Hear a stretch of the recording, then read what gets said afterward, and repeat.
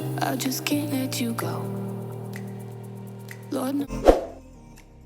Now I wanna burn all the bridges between us. I can't focus.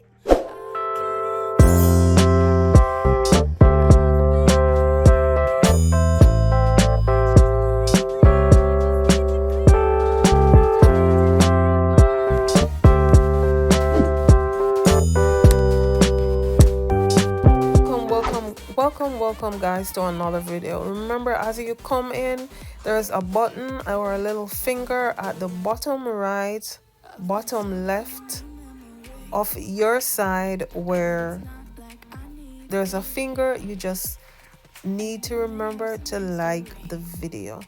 Today I'll be doing a quick video to show you how I take care of my fruits, and I will soon post another one on how I take care of my veggies and my seasonings, how I clean them and how I store them for a longer shelf life. Today I'll be using two items. I'll be combining some white cane vinegar with some baking soda to clean my fruits.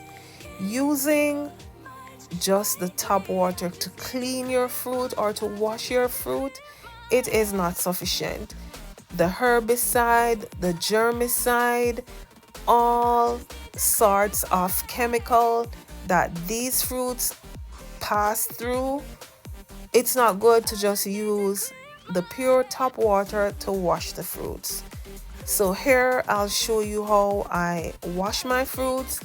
You will see the water that comes off of this fruit. You would be so surprised. I do this even for my bananas, where I clean them down with the same component. Once I added my fruits, I left them for at least 10 to 15 minutes. This is just me. Call me crazy. Once I do this, you will see some or most of these fruits, they are rotten.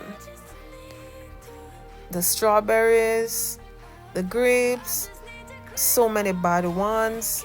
You will see little wormholes in them. You will see the areas are soft. They are not good. Once I take them out of my mixture, I use fresh tap water at this point with no additional additive to wash them. Then I pat dry them with paper towel. They're looking so shiny, looking so clean, where you just store them in your container, be it a plastic container or be it a Ziploc bag. You just store them in your refrigerator. So once you go in, you just need to take a fruit. You don't need to like rewash them. But look at the water where my grapes and my cherries came from. The water is like dirty, and I leave them there to soak for a while. It is up to you. Taking care of what goes inside our bodies is very, very essential and important, as much as or just as the meal that we're preparing. We want to make sure that what we're putting in our bodies is also clean.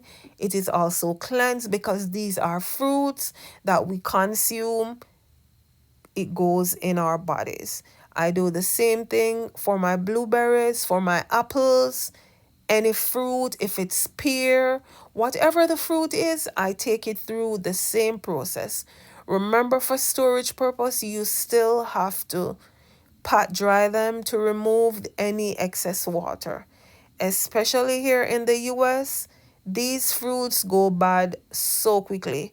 The less water it is exposed to after all that mixing component together to soak them in water, it's best for you and also for storing them.